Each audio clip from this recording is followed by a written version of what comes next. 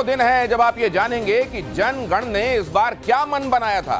जनगण ने क्या मन बनाया है ये बताना ईवीएम बस कुछ ही देर में शुरू कर देंगी। 8 बजे शुरुआत हो जाएगी वोटिंग क्या हुई इसकी काउंटिंग की, और सबसे पहले आप जानते हैं पोस्टल बैलेट गिने जाएंगे, फिर ईवीएम, और लगभग 2 घंटे में आपको यह स्पष्ट होना शुरू हो जाएगा कि सरकार को लेकर जो इशारे मिले हैं एग्जिट पोल्स में वैसा ही होता हुआ दिखाई दे रहा है या कुछ और। बहुत स्वागत है आपका टाइम्स नाउ नव भारत पर। आज कुछ नहीं छूटेगा, हर एक अपडेट सबसे पहले आप तक पहुंचेगा, हर एक सीट से हर एक अपडेट, हर एक राउंड में आपको गिनती बताई जाएगी कि क्या होने वाला है, और साथ ही सटीक विश्लेषण भी। हमारे साथ यहां मौजूद स्टूडियो में मौजूद मेहमानों के साथ बातचीत में आप ये भी जानते रहेंगे कि जो हो रहा है वो क्यों हो रहा है। 8 बजे से मतगणना, आज जनादेश, कड़ी निगरानी में देश भर के मतगणना केंद्र, 542 लोकसभा सीटों के नतीजे। काउंटिंग में गलती की कोई गुंजाइश नहीं, इलेक्शन कमीशन ने पहले ये कह दिया है। काउंटिंग पर कार्यकर्ता नजर रखे रहे, विपक्ष इस बात पर जोर दे रहा है। और इधर फिर मोदी सरकार, प्रचंड जीत का भरोसा भारतीय जनता पार्टी कह रही है।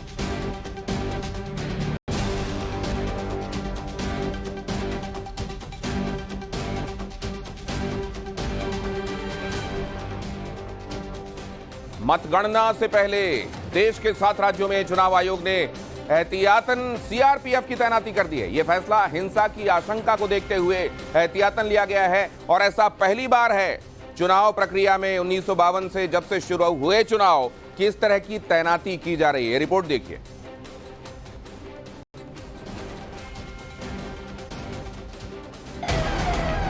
एग्जिट पोल की भविष्यवाणी के बाद चुनावी नतीजों को लेकर जिस तरह माहौल गर्म है और मतगणना और उसके बाद हिंसा की आशंका गहरा रही है, उस पर चुनाव आयोग ने बड़ा फैसला लिया है।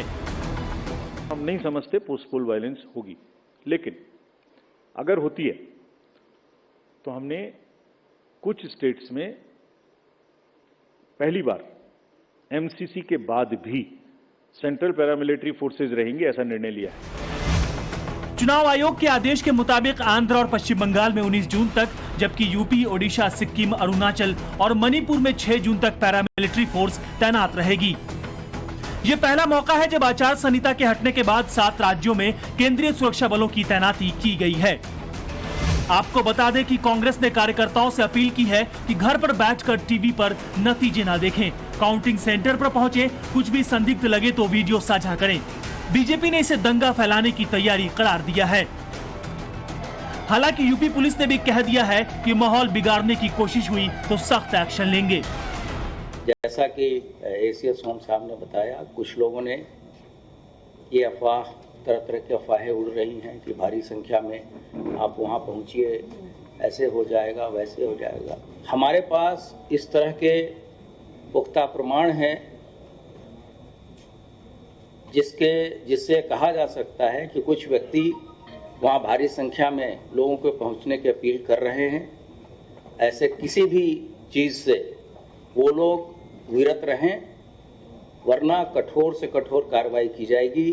एक दिन पहले ही बीजेपी ने चुनाव आयोग में शिकायत दी है और कहा है कि मतगणना के दौरान सपा और कांग्रेस दंगा भड़काने की कोशिश कर सकते हैं। ऐसी आशंका पश्चिम बंगाल समेत मणिपुर को लेकर भी जताई गई है।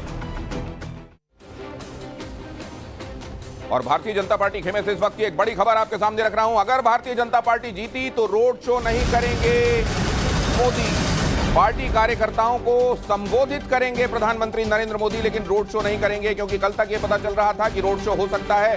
रोड शो को लेकर यह कहा जा रहा था कि उस पूरे रूट की रेकी की जा रही है जहां पर यह रोड शो होगा, लाखों लोग इसमें जमा हो सकते हैं। लेकिन अब यह पता चल रहा है कि भारतीय जनता पार्टी ऐसा कोई रोड शो नहीं करने वाली है। अपने कार्यकर्ताओं को प्रधानमंत्री नरेंद्र मोदी जरूर संबोधित करेंगे।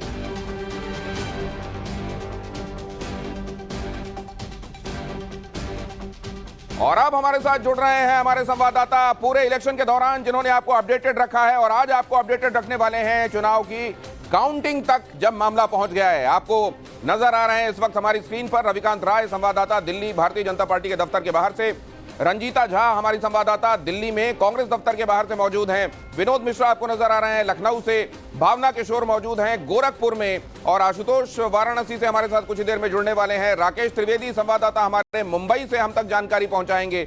और इसके अलावा आपको अमित कुमार नजर आ रहे हैं जिन्होंने आपको जगह जगह से, जहां पर भी कोई बड़ी घटना हुई, कोई बड़ी रैली हुई, इस पूरे चुनाव के दौरान आपको अपडेटेड रखा है। लेकिन सबसे पहले रविकांत राय आपके पास आता हूं। ये जो खबर अभी आई रोड शो के मुतालिक, रोड शो नहीं होगा, केवल कार्यकर्ताओं को संबोधित किया जाएगा। कल तक तो ये लग रहा था कि जो रेकी चल रही है, सोर्सेज बता रहे थे, वो इसी संदर्भ में है कि लाखों लोग जुटेंगे, रोड शो होगा। देखिए दिनेश, आपके सवाल का जवाब दूं, लेकिन उससे पहले कुछ तस्वीरें अपने दर्शकों को दिखाता हूं। इस वक्त मैं बीजेपी मुख्यालय में हूं और देखिए जश्न की तैयारियां जो है वो इस वक्त चल रही हैं। यहां पर बूंदी के लड्डू बनाए जाएंगे, हलवा बनकर तैयार हो रहा है और इसके साथ ही जो पूड़ियां हैं वो आप देखिए यहां पर छनकर तैयार हो गई हैं। यानी एग्जिट पोल के जो नतीजे आए हैं उससे बीजेपी पूरी तरीके से उत्साहित है, कॉन्फिडेंस उनका लेवल बढ़ा हुआ है। इसीलिए यहां पर तरह तरह के पकवान बनाए जा रहे हैं ताकि जब कार्यकर्ता यहां पर आए तो उनका मुंह जो है वो मीठा कराया जा सके।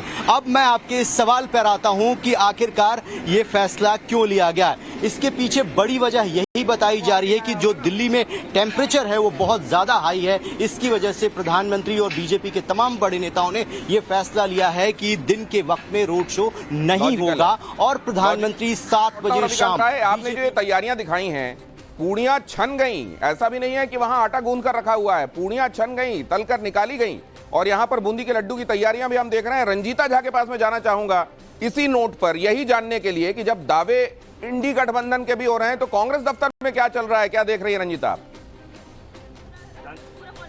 कॉन्फिडेंस है, जनता हमें दे रही है 300 पार। बिल्कुल। लेकिन उससे पहले एक खबर बता दूं, आ रहा हूं रंजीता, यही सवाल रहेगा मेरा, आपका जवाब दूंगा। मतगणना के पहले कांग्रेस ने मानी हार। कांग्रेस नेता जगदीश शर्मा पोस्टर लेकर पहुंचे कांग्रेस मुख्यालय और पोस्टर में लिखा है देश का संविधान जीतेगा या मोदी का ईवीएम। ये जो डाउट है, ये जो अंदेशे हैं, ये अंदेशे जाहिर है ये ईवीएम को लेकर चुनाव ऐसा नहीं है कि इसमें कांग्रेस ने अपनी जीत नहीं देखी है। कांग्रेस ने जीत का दौर भी देखा है, लेकिन ईवीएम के ऊपर सवाल उठा देना, डीएम के ऊपर सवाल उठा देना और इस तरह के पोस्टर्स लेकर पहुंचना, क्या पहले से ही असल में हार का ठीकरा किस पर फोड़ना है, इसकी तैयारियां शुरू हो गई है क्या? ये अहम खबर है जो मैं आपको बताना चाह रहा था। आप रंजीता के पास चलते हैं। रंजीता, इस खबर पर भी आपकी टिप्पणी चाहूंगा और साथ में जो सवाल मैंने पहले किया था, लेकिन आपके पास आऊं उससे पहले, हैदराबाद में ओवैसी का किला ढहाया जा सकता है और ये करने का ये चैलेंज एक्सेप्ट किया है माधवी लता ने। पूरे चुनाव के दौरान हर जगह माधवी लता ये नाम लोगों की जुबान पर रहा। हमारे साथ बातचीत करने के लिए मौजूद हैं। सबसे पहले तो आज के लिए मैं ऑल द बेस्ट करूंगा आपको माधवी। आप अगर यहां से, जो कि संभावनाएं जताई जा रही हैं कि आप यहां से जीत रही हैं, तो ये एक बहुत बड़ा एक तरीके से जाइंट स्लैंग का काम होगा।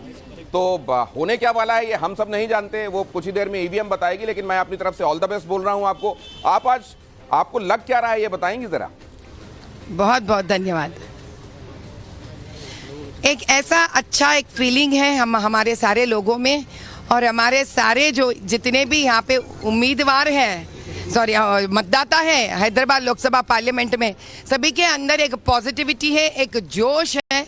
हमारे हैदराबाद लोकसभा के सारे लोगों के अंदर आज जीतने का ही एक उम्मीद है उनके अंदर। तो वो भी चाहते हैं 40 सालों का ये अन्याय का गढ़ तोड़े हम लोग और यहाँ से एक नया और उज्जवल भविष्य इस हैदराबाद लोकसभा पार्लियामेंट को हम लेके आए। बस लोगों का साथ हमारे साथ है, लोगों का प्यार हमारे साथ है, लोगों का दुआ और प्रार्थना हमारे साथ है।